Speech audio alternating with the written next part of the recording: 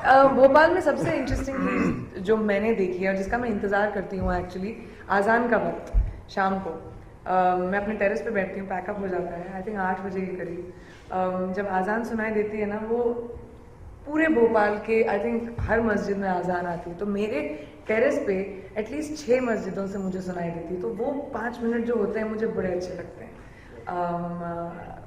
Sunset हो रहा होता है एंड माइक्रोफोन पे आज़ान की आवाज़ आ रही होती है, एक तरह का बड़ा स्ट्रेंज सा पीसफुल माहौल होता है।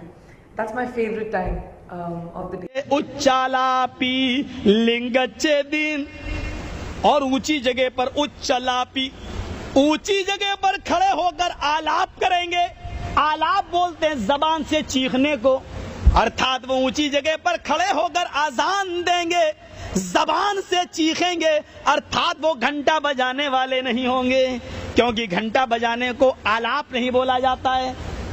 आलाप जबान से चीखने को, जबान से बोलने को बोला जाता है। वो ऊंची जगह पर खड़े होकर आलाप करेंगे, अर्थात आजान देंगे। और आजान के शब्द भी क्या होंगे, आजान भी बताई वेदों में। वो अल्लोपनिषद देखो, उसमें आजान के शब्द क्या बताए, अस्मल्लाम इल्लल्लाह मित्रा वरुणो, इल्लल्लाह इल्लल्ले इल्लल्लाम इल्लल्ले मित्रा वरुणो, महामद रसूल अकबरस, महामद रसूल अकबरस, अस्मल्लाम इल्लल्लाह अल्लाहु अकबर इल्लल्ले इल्लल्लाम इल्लल्ले, अशहदु अल्ला इलाहा इल्लल्लाह महामद रसूल अकबरस, अशहदु अन्ना मुहम्मदर रसूलुल्लाह।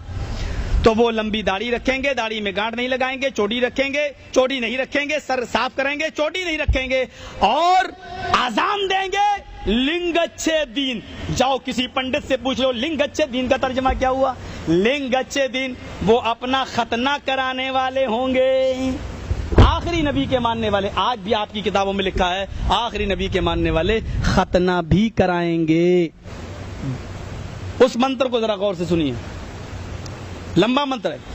ओवाचिबु प्रति प्रेमणा माया मद विशारद तब देवो महाराज ममदा सत्तुमागिता मर्मोच्छिष्ट समंजी याते तथा तद पश्यभो निर्पिति श्रुत्वा तथा दृष्टा परम विस्मय मागिता चतुर्भिरात्रम देव कृष्यामि कृष्यम भवन्तो बांधवा देवा स्वाशेना उत्रशदा शरम श्रुधारी सदूषका उच्चालापी लिंगच्छे दीन सर्वभक्षो मतो मम्मा।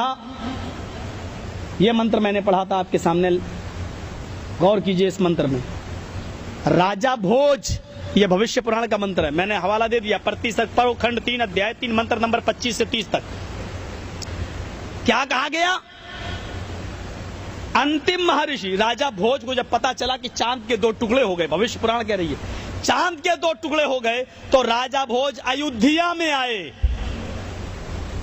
अयोध्या, देखिए अयोध्या किसको कहते हैं, हमारे यहां एक जगह का नाम है अयोध्या।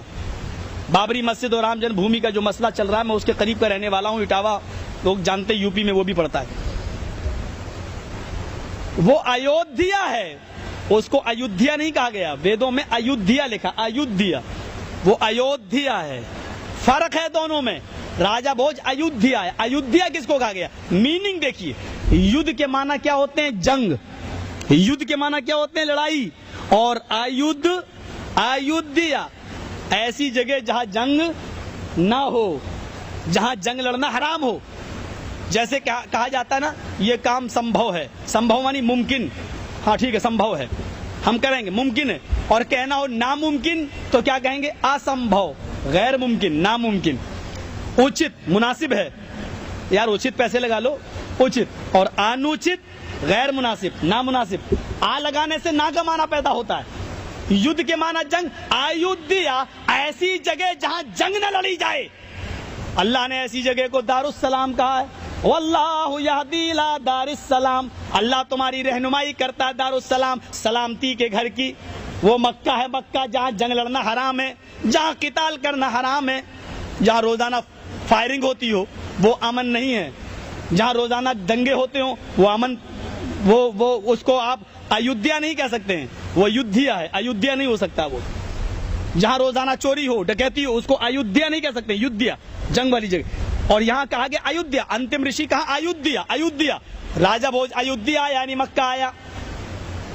आने के बाद उसने मोहम्मद साहब से मुलाकात की और उसने कहा क्या ये चांद के 2 टुकड़े आपने किए हैं। आपने कहा मैंने उंगली के इशारे से 2 टुकड़े किए हैं। तब उसने जो अल्फाज कहे वो भविष्य पुराण के अंदर लिखे हैं, नमस्ते गिरजानाथ, देखिए अल्फाज, नमस्ते गिरजानाथ मरुस्थल निवासिने बहुमाया पर्वतिने। हाय गिरजानाथ, मैं आपकी शरण में आया हूं, आपको नमस्कार करता हूं, आपको आदाब करता हूं, आपको सलाम करता हूं। राजा भोज कह रहा है मैं आपको सलाम करता हूं, मुझे अपनी शरण में आया हुआ अपना दास समझो, अपना गुलाम समझ लो। बहुत माया पर्वतन है, बहुत सी माया में पर्वत होने वाले, यानी बहुत सी ऐसी चीजें जो आम लोग न कर पाए आप कर रहे हैं, आप दिखा रहे हैं, यानी मौजिज़े दिखलाने वाले, यानी चांद के 2 टुकड़े जो हर आदमी के बस की बात नहीं है वो आपने किया। पत्थर उठाया कंकरी, अबू जहल ने पूछा कि बताओ मेरे हाथ में क्या है, अगर आप बता दोगे तो मैं ईमान ले आऊंगा।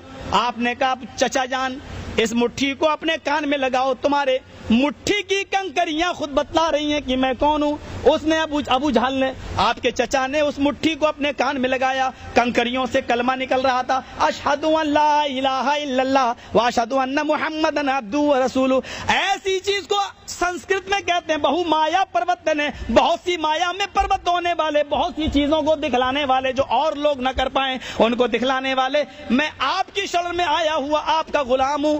आपकी पहचान, आपके मानने वालों की पहचान ये है, वो लेके आए और अपने भारत में आने के बाद कहा मोहम्मद साहब के मानने वाले जब भारत में आएंगे तो उनके अंदर ये पहचान होगी, ये पहचान जब तुम उसके अंदर देख लेना तो तुम ईमान ले आना, तुम भी उसी धर्म को स्वीकार कर लेना। राजा भोज ने वो पहचान क्या बताई, शरम शुरूधारी सदूषका।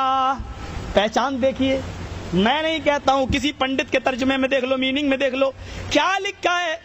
डॉक्टर वेद प्रकाश उपाध्याय ने इसकी मीनिंग यही की है जो मैं आपको बतला रहा हूं। एम श्रीवास्तव ने जो पीएचडी किए हिंदू विश्वविद्यालय बनारस से, उनकी मीनिंग, उनका तर्जमा मैं आपके सामने रख रहा हूं। क्या तर्जमा है उनका, कहते हैं शर्म शुरूधारी, अंतिम महर्षि के कल की अवतार के मानने वाले लंबी दाढ़ी रखेंगे। अस्सलामु अलैकुम वरहमतुल्लाहि वबरकातुहू। उम्मीद है दोस्तों आप सभी लोग खैरियत से होंगे।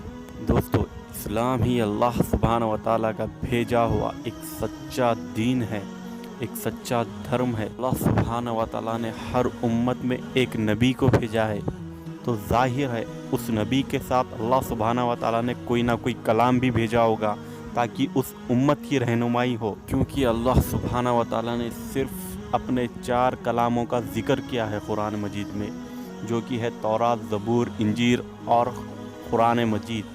और एक हदीस में आता है कि अल्लाह सुब्हानहू व तआला ने 1 लाख से ज़्यादा नबियों को इस दुनिया में भेजा है। हर उम्मत में एक नबी भेजे अल्लाह सुब्हानहू व तआला। लिहाजा कोई भी धर्म हो, कोई भी मज़हब हो जो दावा करता है कि वो खुदा की तरफ से है, तो ऐसा कैसे हो सकता है कि जिस धर्म को, जिस मज़हब को अल्लाह सुब्हानहू व तआला ने भेजा है उसमें इस्लाम का जिक्र ना हो, ये नामुमकिन है। तो लिहाजा दोस्तों हमें हर मज़हब की किताब में, कई ऐसे मज़हब है जिनकी किताबों में हमें मोहम्मद सल्लल्लाहु अलैहि वसल्लम का जिक्र मिलता है, अल्लाह का जिक्र मिलता है, अल्लाह के नबियों हिस्से मिलते हैं, कई यहाँ तक कि अज़ान तक के अल्फाज हमें कई मज़हबों की किताबों से मिलते हैं। क्योंकि अल्लाह सुब्हानहू व तआला ने हर उम्मत में ये बात पहुँचा दी थी कि अल्लाह के आखिरी नबी मोहम्मद सल्लल्लाहु अलैहि वसल्लम आने वाले हैं और वो इस्लाम को लेकर आएंगे, जो कि सच्चा धर्म है, सच्चा अल्लाह का भेजा हुआ मज़हब है। तो उम्मीद है दोस्तों आप सभी को वीडियो पसंद आई होगी। अगर आई है तो लाइक, कमेंट, शेयर कर दीजिए और हमारे चैनल को सब्सक्राइब कर लीजिए। तो फिर इंशाल्लाह फिर मिलेंगे अगली वीडियो में। तब तक के लिए अपना ख्याल रखिए। अल्लाह हाफिज़। अस्सलामु अलैकुम।